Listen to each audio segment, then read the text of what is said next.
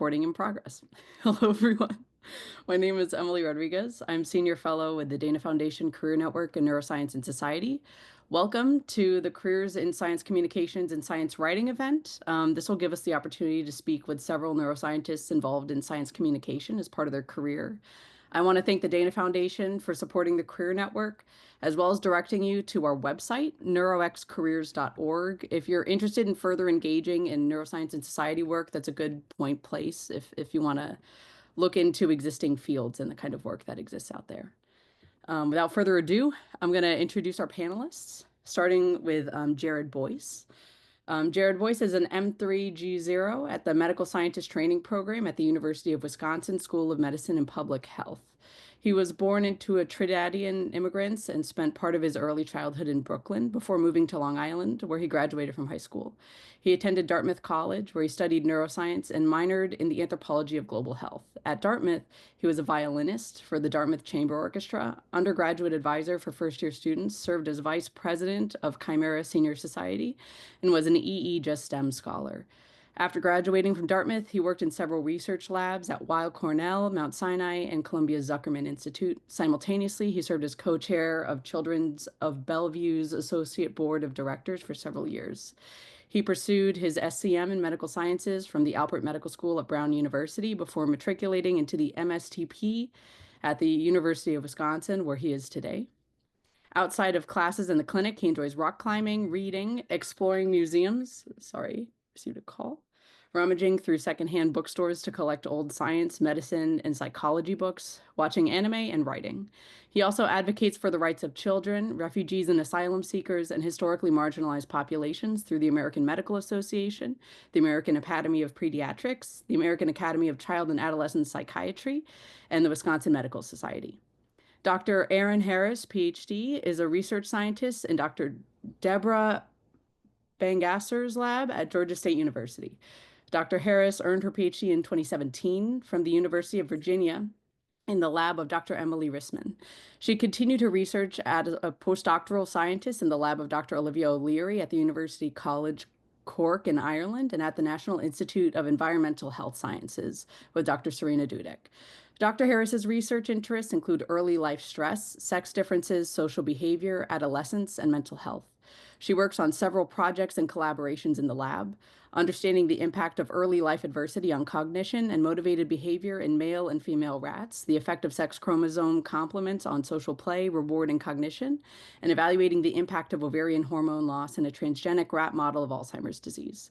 Outside of the lab, Erin enjoys singing with the Atlanta Symphony Orchestra chorus, traveling, making TikToks, and trying new restaurants. Dr. Gertrude Nontera earned her PhD in 2015 from the Lewis Katz Temple University School of Medicine and started a postdoc at UC San Diego shortly after that. She almost had hit her third year in that position when her advisor broke the news that grant money had dried up, which meant everyone in the lab except 2 graduate students would lose their jobs. This realization led her to pivot away from an academic profession into an exciting career in medical writing and communications. Once she successfully navigated into a career outside academia, she made it her mission to share her lessons to help PhDs design, land, and thrive in the careers they love. She started the Bold PhD Consulting to do just that. These days, when she's not writing scientific content for her day job at a Fortune 500 company, she speaks to and trains academic audiences on how to use career tools like personal branding and networking. That's all of our speakers. I will now let them speak for themselves about their work and their involvement in science communications. So to kick it off, Jared. All right, awesome. Well, thank you all for being here. I don't have like a set template or spiel, so I'm kind of going to just go off and ramble. So feel free to interrupt to ask questions in the chat or whatever. So for me, so I walked into my MD PhD program being very interested in studying the neurobiology of early life trauma, but then also very interested in, well, obviously the clinical side, but also advocating for children. Since a lot of the traumatic stressors that children experience can be resolved or at least partially alleviated and addressed through policy, for example. So that's kind of what led to my involvement in the American Medical Association, American Academy of Pediatrics, so on and so forth. It seems like I'm involved in a myriad of different things these days. But at the same time, I also knew that one thing that I wanted to do, both as a student, but then also looking forward now into my career, was to kind of integrate the basic sciences and use that to support arguments at the sort of more public health sector, but then also within policies and informing policies that are passed, say, at the local or at the federal level to improve treatment of patients in general, but then especially for children. So that's kind of where I kind of dove into dove into policy writing for AMA and AAP, and trying to integrate the basic sciences into those policies, which could be challenging. Sometimes it's edited out because it's like, why are we including the basic sciences? But for me, it's important to include that since that kind of really gets down at underlying these more causative effects rather than correlative effects. Now, regarding sort of how I ended up in sort of writing op-eds and stuff like that, um, that really began, or I guess the ideas for that began several years before matriculating. So the very first op-ed I wrote was related to NYU. Um, so no offense to anyone who is affiliated with NYU, but NYU and going tuition free. And I remember the day when they announced that several years ago. Me and my mom were at home and we were watching this unfold on CNN. And we kind of looked at each other and said, we don't think that this is going to really accomplish what they originally set out to accomplish, which was to improve diversity and improve, or rather make med school more accessible and affordable for students coming from low-income backgrounds, and to also encourage, or rather incentivize students to choose specialties that are more affiliated with primary care, like family medicine or pediatrics, rather than going into a significant amount of debt and then having or being pressured into pursuing a more lucrative specialty. So um, I had I didn't know about really writing op-eds back then. I didn't really have the tools to do so. But what I did do was I kept the data to kind of keep that as a baseline. And then fast forward several years later, when Albert Einstein announced that they were um, also going to go tuition free for their medical school, that's when I decided to kind of revisit that and was thinking, well, oh well, whatever happened with NYU? Um, and then kind of looked at the data and said, oh, this is very interesting. So me and my mom were right all of these years ago. Um, and so that's kind of what led to this whole discussion. Now, this is back when Twitter was a little bit more academic and kind of discussing with some people um, sort of what this means and what it potentially holds. And that's how I became connected with Trisha, who is a resident physician.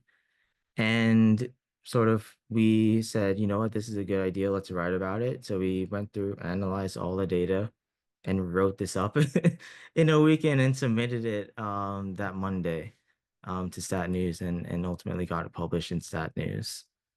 Um, but that really became like the first of op-ed, sort of first real opportunity for me to write an op-ed.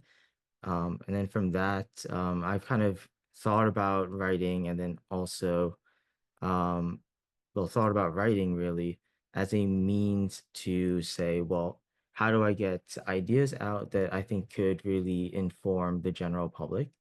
As well as how can I also use this as a means to advocate, say, for equity or for improving the conditions or giving greater consideration for reforming how the field of pediatrics operates, for example, in regards to medical school training and residency training.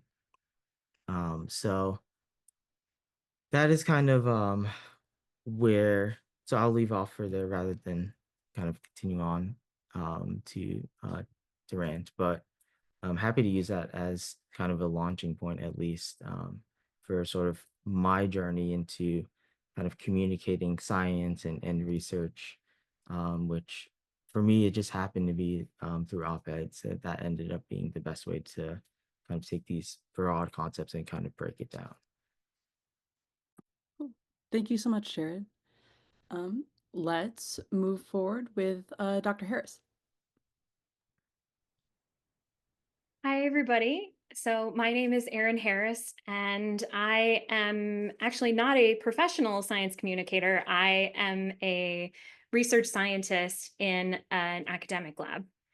But I have always been very passionate about science communication and education, and it's something that I've kept as part of my career throughout my journey.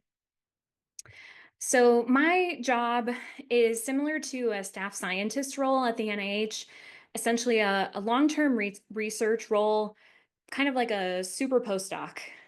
Um, and the way I like to explain it to people is that my PI gets the money and I implement her vision by helping her spend that money. But a lot of what's really important about my job is continuity and consistency. Many of you probably know from working in a lab that there's this revolving door of graduate students, postdocs, and undergraduates that come and go. And so my position helps to provide that institutional memory, knowing what we've done before in the lab, experiments that we've already tried and failed at, knowing all of the tissue that's banked in the -80 freezer, and helping train all the students and staff members in the lab and making sure that everyone has what they need. I got into this job because throughout my training as a graduate student and as a postdoc, I always loved the hands-on side of science. I liked being at the bench. I liked being close to the science. And so I knew that the PI faculty tenure track position thing was not going to be for me, because even though you train for those positions by doing science, what you end up doing as a PI is helping other people do science by providing them funding and mentorship. So one of the most rewarding aspects of my job is that not only do I get to do my own research projects, but I get to see how the trainees in the lab grow. It's been really fulfilling to watch undergraduates who are maybe initially terrified of messing up a pipette or handling a rat, and then gain confidence, become proficient, and have their own independent projects. And in addition to that, working with younger people, undergraduates, it kind of keeps me engaged and excited about science and always learning what's new and what's up and coming. On the subject of social media, a fun fact about my career path is that I actually got my postdoc through Twitter. I saw an ad for a postdoc in Ireland. This was in 2017. And I jumped at that chance to spend several years abroad. And I would highly recommend it if anyone wants to talk to me about doing science abroad. I'd be happy to chat with them about that. But don't let anyone tell you that social media is not useful for scientists, because it has been very useful for me in a lot of ways. Something else I wanted to mention is that I've also been fortunate to have exclusively female mentors throughout my career. And I think that's given me a really excellent perspective on my position as a woman in science. And it's been very, very supportive environment so far. I started being more active on social media regarding science, probably when a lot of people became more active on social media in 2020 during the pandemic. I started posting content about just the life in the lab, and it happened naturally that I started discussing topics that I was very passionate about. Not only just what my life is like in the lab, but breaking down recent papers, talking about sort of clickbait science headlines. And recently, I've been talking a little bit more about neuroscience in pop culture. I've been talking on my Instagram and TikTok about the neuroscience behind the TV show Severance. And that's been really fun. It's a fun way to engage with people and talk about neuroscience and the brain in the process. I've also been really active in our in-person outreach programs here at Georgia State and in the past in my career. Actually, this weekend is the Atlanta Science Festival, where thousands of people will get to learn all about all of the different science that happens at universities and companies in Atlanta. I've also been fortunate that my PIs have been very understanding that science communication is important to me.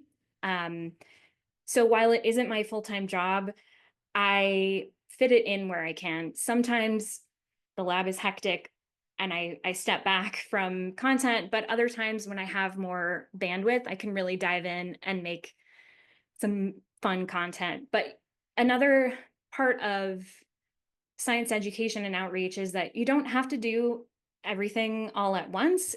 You don't have to be a content creator full time to make content that you like and that you think other people will enjoy. I've learned a lot from just watching other people's videos and seeing what I like.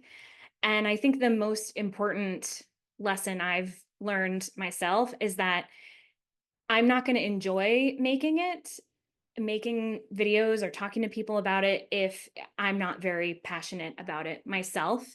So I have been able to find the little niche and like articles and things that get me really going, and I just so excited and I have to make a video. If you're considering making content yourself, that's would be my biggest advice, is that find something that really sparks your passion, and then making things and sharing things will be so much easier. But yeah, I'm really looking forward to the discussion and talking about my sort of non-traditional but still academic career path, or making content, working abroad, whatever people would like to ask me about. Cool, thank you. Let's proceed forward with Dr. Nantera. Absolutely. So, hello, everyone. I'm Gertrude Nontra, and I'm really excited to speak with you today.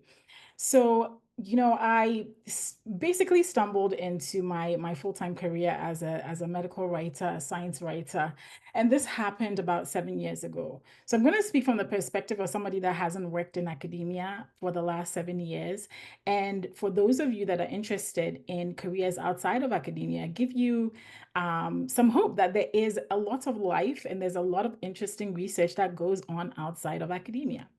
So, in the introduction in 2018, on a February day, it was bright and sunny, and we found out that our funding was running out and we would all be out of a job. And so I was out of a job from the end of May 2018. And I really thought that having, a bunch of degrees, including a PhD, finding another job was going to be a cakewalk.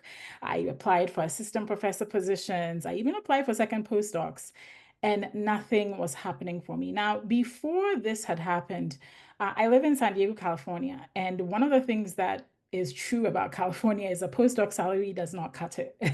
And so whilst I was still a postdoc, I had a side business as a writer, as a freelance writer. I wasn't really focused on science at the time because I didn't even think of it as a career path. But then once I lost my job and I was really struggling to find a job because all my applications either ended up with, we're sorry, we can't give you a job because your skills don't match, or just people not paying attention to me, I decided to kind of lean into my freelance writing. And thankfully, I met people along the way who showed me that, oh, actually, there is something called science writing, and you can make money doing that. And so that's how come I sort of stumbled into this career path.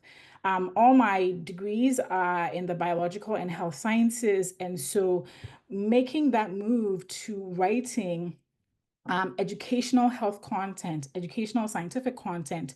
And I worked for a myriad of companies as a freelancer. I worked for a dermatology practice. I worked for a home health care company. They were my clients.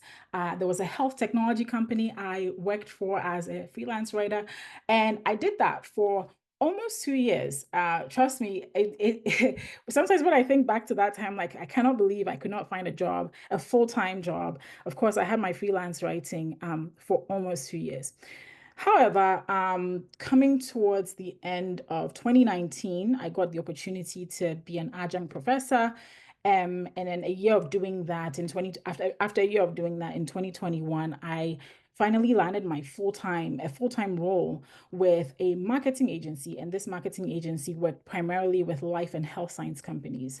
And my career took off from there. And so at this life science marketing agency, what I did was I wrote a lot of ebooks, educational ebooks for companies like Illumina and Thermo Fisher Scientific.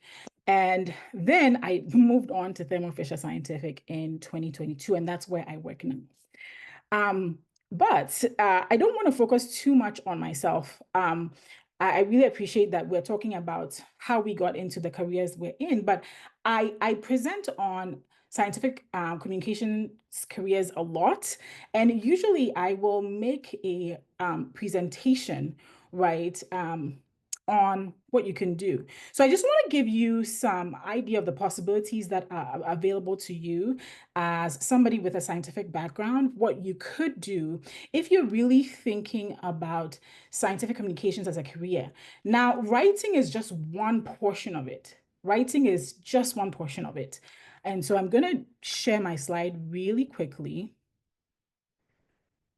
And let me know if you see it. Somebody just shout yes or something.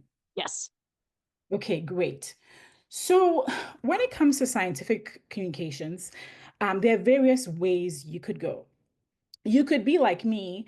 Currently in my role at Thermo Fisher Scientific, I primarily work with a cell therapy process development team. So they are a research and development team. They develop the workflows that are used to develop CAR T cell therapies, which is a type of cancer treatment. Now, I produce mostly educational application notes, white papers.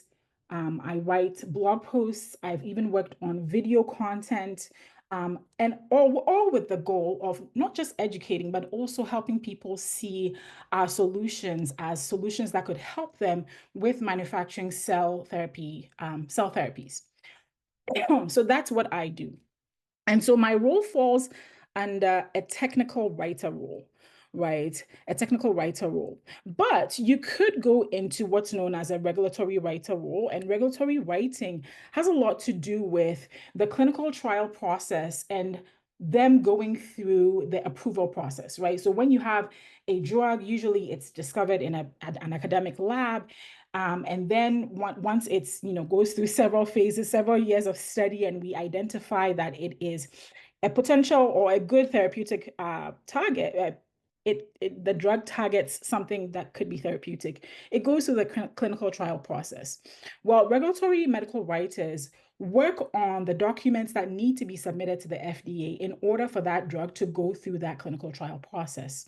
All right. You have people like science communicator or outreach coordinators, and they will a lot of the time I find these people work with governmental organizations, local organizations, and they do a lot of event organizing, creating educational materials, and that's a form of science communication. You may also have, Jared talked about policy. You may also have people that have your backgrounds that work in science policy, and that's a form of scientific communications.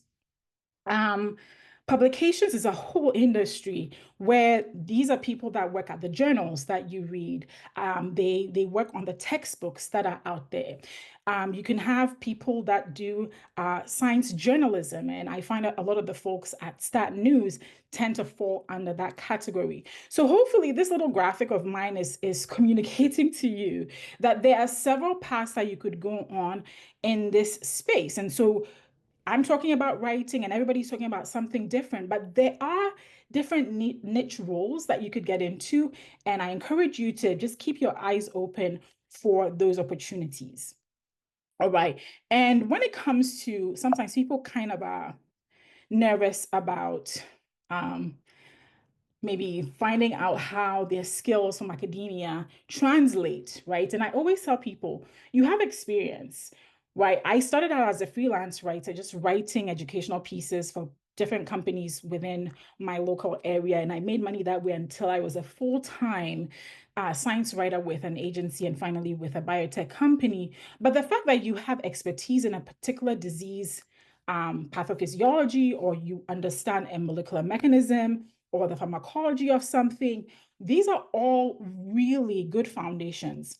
For my current role, one of the reasons I got hired was they were really looking for somebody who had some experience in immunology, right? And I had that and I applied for it. Now it helped that I had done almost 3 years of freelance work at that time. I'd worked for the marketing agency for a year and a half. So I had a lot of experience behind me, but one of the things they were really looking for was somebody with an immunology background and somebody that could use PowerPoint. It sounds incredibly funny, but somebody that could use PowerPoint, because not everybody can use PowerPoint, trust me. So anyway, that's my little presentation, my little introduction for you this evening. And let me know if you have questions. Thank you very much. Thank you so much to all the panelists. I think it's really wonderful hearing from all of your different experiences and kind of your insights in your path. And we have a few questions. So I'll just go through them as they were sent in. And then if you'd like to hop in or if you'd like to discuss it, just feel free to do so. I'm seeing here from May. If I want to establish a writing career, what's the first step according to your experience? Should I be taking certain courses or getting a certification, stuff like that? Yeah, I can help with that. So if you want to make writing a career, that was on one of my slides, you really need a portfolio, right, to get started. I found a lot of scientists trying to come into this field lean too much on their scientific publications.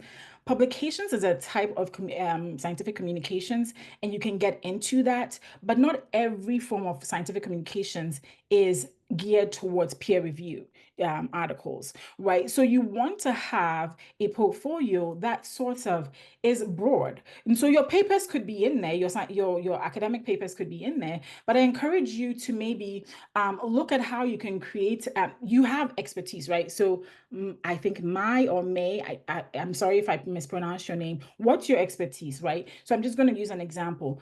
Let's say you've been studying Alzheimer's disease. You've been studying a particular protein, a particular pathway in Alzheimer's. Could you write a 1,000-word article in layman's language, right, about that? Could you? Well, then write it and put it out, include that in your portfolio. One of the things I encourage people to do as academics is have a website. Even if you're a grad student or postdoc, it's okay. Have a website. When people go, trust me, when you start applying for jobs, people will look for you. Usually 2 things will come up, your LinkedIn or your website. Right. And so have a portfolio, create stuff and put it in your portfolio. Don't lean too heavily on your academic publications. Now, as far as certifications go, there are a lot of certifications out there now. One that I'm finding in a lot of job descriptions these days, and I'm thinking about getting, is one called CMPP, and it's something to do with publications, but you can look it up online. It's CMPP. I recommend that. The American Medical Writers Association also has some certifications. You can check those out as well.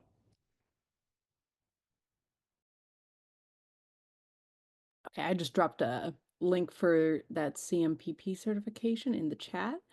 Dr. Harris or Jared, do you have any additional kind of responses based on your own experience with kind of science writing out in public? Sure. I just put a link in the chat to the website that I use to make my academic website. It's called Owlstown. It's completely free and it's actually geared towards academics. And that can be a great place to start to jump off from. But I've also noticed that a lot of science communicators are on a newer social media platform, Substack. That's almost like a blog style posting where you can write longer form content. And that might be a great place to sort of try out content and get feedback. Maybe you don't want to submit something to an actual magazine or publication. That might be a good way to sort of low stakes share that with your community. Yeah, I also want to add on, like, there is a way to kind of take, let's say you do a your PhD in, or perhaps your postdoc in studying the molecular biology of Alzheimer's disease. There's a way to write and publish a manuscript on it while also making it more layman's termy, if that makes sense. Um, there's a manuscript that I published in JCAP Connect, for example, that kind of brings in neuroscience and psychology, but then also brings in advocacy to advocate for the return of a child who was technically abducted internationally. It's a very long story. Ask me about it if you want to learn more. But the but in that, like, I bring in basic sciences, and also not translate, but convey that in a more layman's term fashion. Like, we can say neuron, we can say P53, we can say all these terminologies. It's just a matter of defining that first. So then the reader, whoever the reader is, can say, okay, I know what this means now. And I can continue on with this, with reading this manuscript or whatever. So, and I have another manuscript that is, fingers crossed, will be accepted finally soon after the third round of revisions, that goes pretty in depth into the basic sciences. But again, it's done in a way where everything is defined and explained. So there is a way to take that and kind of synthesize your ideas like that. Thank you all so much. I'll move on to, oh, Just sorry. briefly add on to that. Another great way to maybe get started is if you have a recent academic publication that you think could make a good news story, you might get in touch with your university or institution's public relations group and work in collaboration with them to write a press release. That might be another way to start writing in a more layman's terms. Thank you. I'll move forward with Jorge's question. Jorge says, I found it kind of overwhelming to understand the dynamics of different social networks and make quality scientific content visible over the avalanche of misinformation in science, specifically neuroscience, that happens on a daily basis. What do you recommend? Oof, that's really tough. I I have found that creating a community of people is kind of the first step of ensuring that your content goes to the right people, and not get overwhelmed with um, people coming into your comments. I think probably a good way to do that, if you're starting from scratch completely, is to amplify content that you like, by reposting content that you enjoy, and tagging those creators. And hopefully, maybe when you make your own content, they can reciprocate and share your content as well. And then you can reach their audience as well. That's a good way to start. Another, I mean, pretty simple way to combat misinformation is just always cite the sources that you're referring to. Even if it's a video, you can include like a QR code at the end to say, or go to my website to see the links of the things that I was referring to. And you don't have to be on every social media platform. Pick the one that you like the best, that you think your content suits, and stick with that. It's really hard to try to tailor yourself to every platform, and you won't be able to. So I'd say find your community and focus on the platform that you think suits you.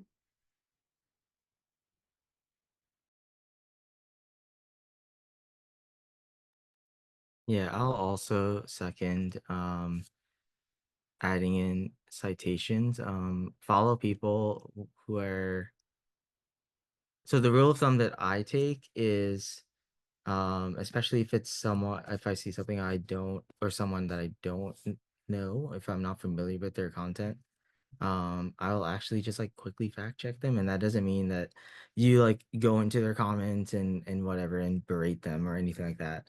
Um, but if they said, oh, like, the CDC said this, I'll say, really? Okay. So then theoretically, I should be able to find that. Granted, I know that's a poor example given the times we are currently in, but theoretically, I should be able to find that information.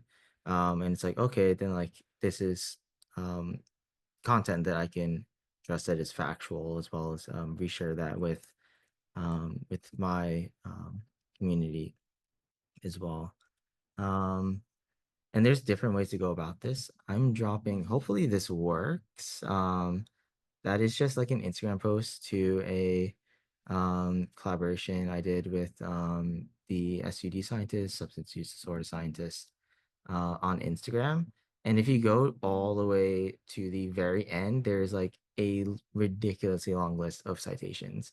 So that's why I also second looking for the people that add in their citations, either in the video or at the end. I know like TikTok, people can make it their background.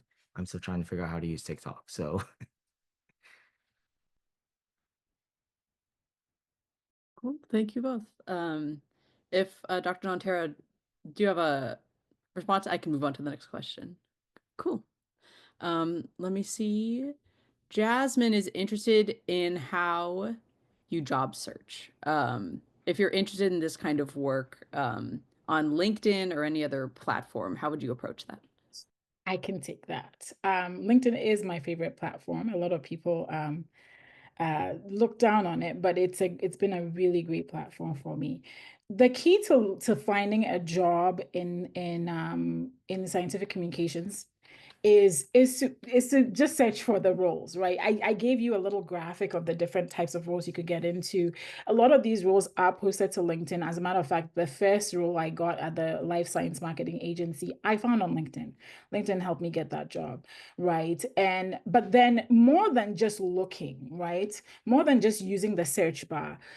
Here's what I coach people on. I always tell them to read the job descriptions. Like I showed you, you can type in medical writer, for instance, and there are 10 different types of medical writing, right? You could do what I do, which is more technical and marketing, Or you could do CME, which is more producing test items and educational material for medical schools and for health professionals to license.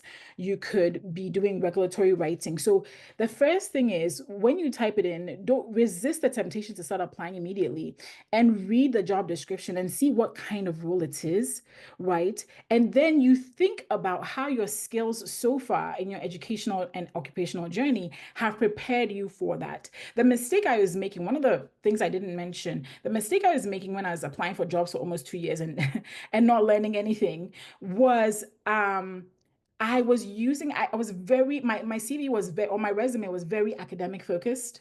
I was very focused on the fact that I had published all these papers. I was very focused on the fact that, I had spoken at these conferences. And if you're trying to work outside of academia, I'm sorry, they don't care. They don't care that you've spoken at the conference for 1% of scientists in the whole world. They don't care. They just care if you can help them solve their problems, right? And so you really have to position yourself as a problem solver, not just as a job seeker.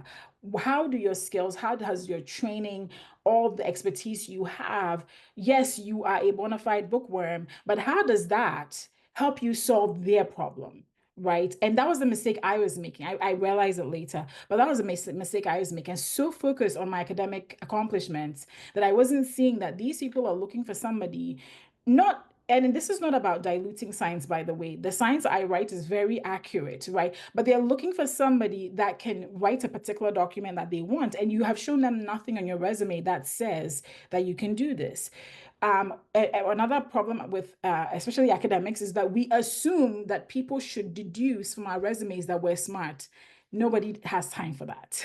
They have 10 seconds to look at your resume. So in 10 seconds, you have to impress, right? So those are my tips.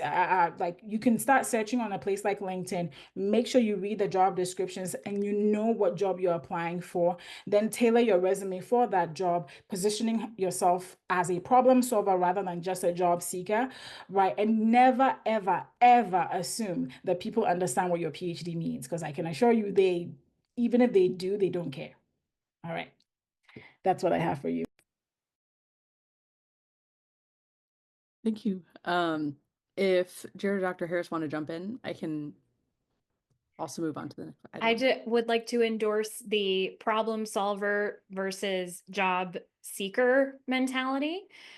Even for academic positions, when I was looking for postdocs, I was very much coming in with the here's how great I am, and not thinking, what can I offer this person? How do I solve a problem that they have? What skills do I have that can fit into exactly what they need?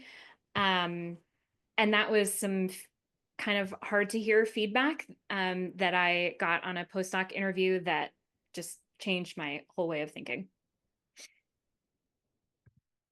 I could also, one, reemphasize everything that's been said, but then also to bring it to the trainee level or people who are going to be applying for PhD programs, MD PhD programs, even MD programs, JD, whatever. For your applications, or if you're applying to an award, for example, read the question, because that's one piece of advice that I was told from the director of my master's program is read the question again. Are you answering the question? And that kind of falls in line with what has been said of, are you filling in this void that whoever is looking to hire someone is trying to fill. And so really, like, take a moment to kind of consider that when you're either interviewing, doing an informational interview, or when you are working on your application essays, or even your CV. It is okay to cater your CV to specific positions, especially when the application says no more than 3 pages and you have a 20-page CV. You got to pick the stuff that is the most relevant for what they're looking for, that will help them fill that void. Thank you so much. I'm going to move forward to Carolyn's question. I think it's a strength that all of you are coming from kind of like differently situated positions, like as a current trainee doing advocacy work, as a current scientist doing science communications, as someone who does this for their full-time job and helps others. Carolyn's asking kind of the pros cons of posting kind of on your own website or independently versus associating yourself with like an existing magazine or publication. What has been each of your experience in kind of navigating that? Like, where do I put my word out? Okay, Jared, you can go. I mean, it's hard.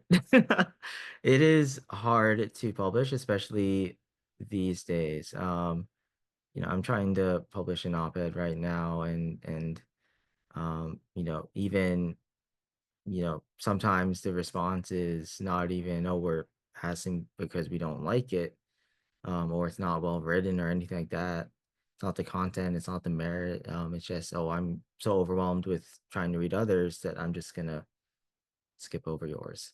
And that's happened to me before, and I've gotten that same message before, and then that same article that was skipped over by one group was then put out in Scientific American. So it's not the end all be all. I have traditionally gone, or favored rather, putting stuff in existing places like Sat News or Scientific American. Um, the reason being, one, I'm a trainee. I'm still trying to build my CV, still trying to build my reputation and street cred. And that definitely helps, and it helps add credibility to you. That's just the unfortunate way the world works. And that's not to kind of diss or remove any merit from anyone that posts on TikTok or posts on Substack, because those have incredible merit. Um, it's just very difficult to, in the case of op-eds, kind of publish op-eds, especially these days where everyone is writing and everyone is trying to publish something. And so I think that, more and more places like Substack is going to become more important. Where even like this op-ed I'm trying to publish, I'm like kind of getting to the point where, what, maybe I should just make this the very first post that I have on Substack. So it's just easier to promote things through them.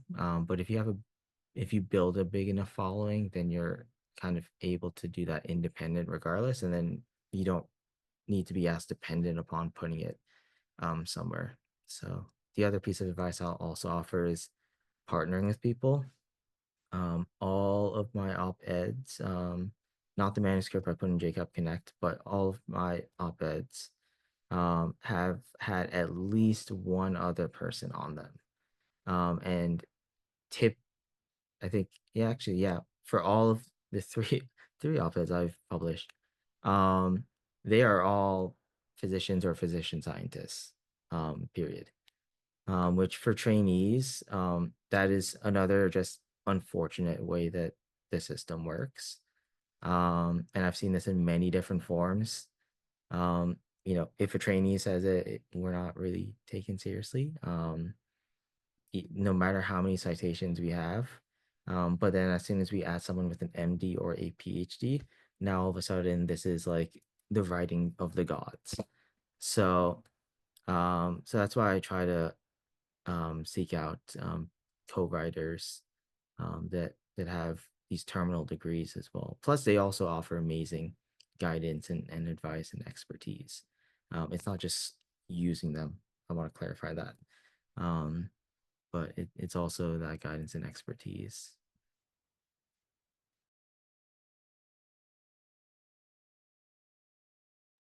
You can do both. That's my answer. It's okay to do both. I write on LinkedIn, I create on YouTube, I write on my website sometimes, and I have an email newsletter. So you can do both for as long as you have the bandwidth for it. There's no right or wrong way. I find that writing on LinkedIn, however, has extended my reach, right?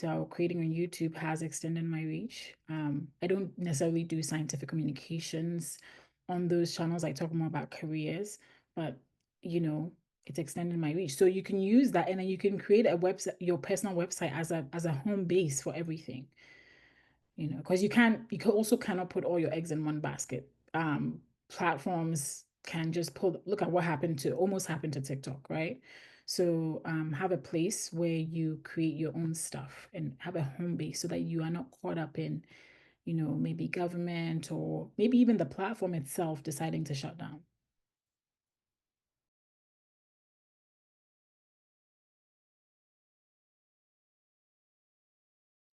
Cool.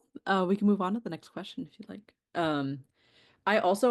We have a hard stop at 8 Eastern, but all the questions that go unanswered, I'm going to compile into a single email and make sure that all the panelists get to them. Or if you'd like to respond to the questions, feel free. Let me I'm seeing Catherine's asking about the concept of being overqualified. Like if you're coming out with a PhD in neuroscience and you're looking for communications jobs, have you run into the barrier of like, oh, you're overqualified for this? No, I haven't run into that. Actually, they like PhDs. So I haven't run into that. And actually, for the first life science marketing agency I joined, they use that sort of as a marketing tool that we have PhDs who write for us. So they like PhDs. I haven't run into that. But does that mean that it doesn't happen? There are people that definitely face that. I think, for me personally, maybe that was one of the reasons why I was struggling to find a job in 2018 and 2019. But I'll never know because I never got a response back from some of those jobs. My advice is I am a perpetual optimist, and I try to encourage people to be. I know bad things happen, right? But a lot of negative things happen in the world. So if somebody is going to tell you that you're overqualified, then you don't want to be working for them anyways. So I see that as a blessing in disguise, that I don't want to be working for you anyway if you're going to have these discriminatory you're going to discriminate against me because I have a PhD. I mean, it's an upside down world when that happens, but it happens. So it's okay if you face that. It's what it is. Just move on and don't allow that to mess with your mind, because I know a lot of academics who allow that to mess with their minds and then they can't move forward. Don't allow it to get you down. Somebody wants you and your expertise. Don't allow the fact that you have a PhD or academic degrees to get you down, or somebody telling you you're overqualified. That's their problem, not yours.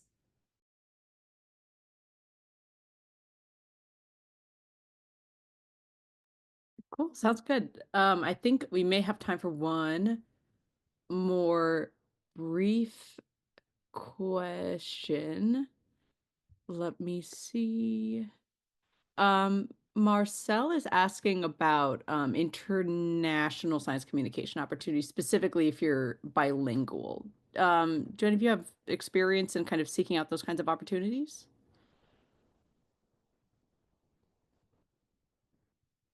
It's okay. Not necessarily with bilingual, but I know a lot of international science, oh my gosh, what's the word I'm looking for? Societies would welcome content in other languages. Like I know probably SFN, Society for Neuroscience, like a lot of these very large international societies, I'm sure would welcome input in other languages. Great. Thank you. Let me see.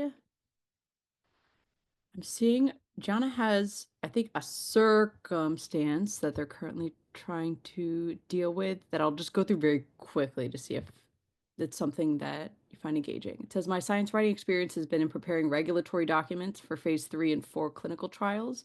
What I found is that once I create multiple consent forms, protocols, etc., employers and managers are able to feed documents I have previously created into ChatGPT and make this position obsolete. With enough intellectual material for them to go off of, this has resulted in 33% of my team being eliminated. Once our department got ChatGPT 4.0, after they ran test assignments comparing our deliverables to ChatGPT, how can this be combated? How can I own the intellectual property and blueprints for documents I created and prevent the elimination of my position? Okay, maybe I can touch on this. This is a much longer answer than I have time for.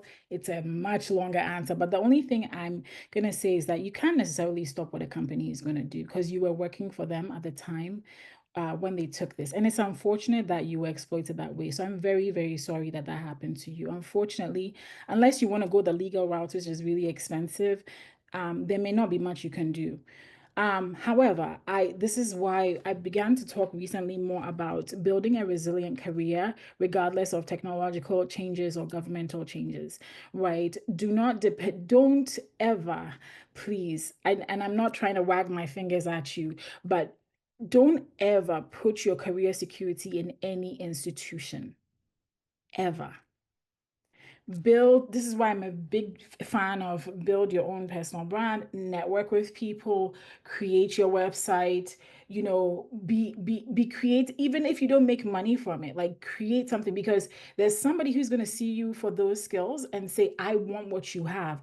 And ChatGPT is not going to replace your job because you come with special skills, because you've made yourself resilient, right, to everything that's going on. So please don't put your hope in any institution, academic or not. Build yourself, right? And I know that that's easier said than done, and sometimes it can take maybe a year or two to do this, but it's the best thing I've done for myself, right? And I like to pass that advice on. This is much longer than I would like it to be, but we're out of time, and the panelists may have something to say. No, that's great. I think we're running up on 8. So I think I'll thank you all for coming. Feel free to visit neuroxcareer.com. If any of the panelists would like to stay post-recording and answer like this question about whether or not you need a master's or a PhD to write or anything else, feel free, but everyone is free to go. Have a nice evening. This was fantastic. Thank you all for speaking to your experience and giving advice. This is wonderful.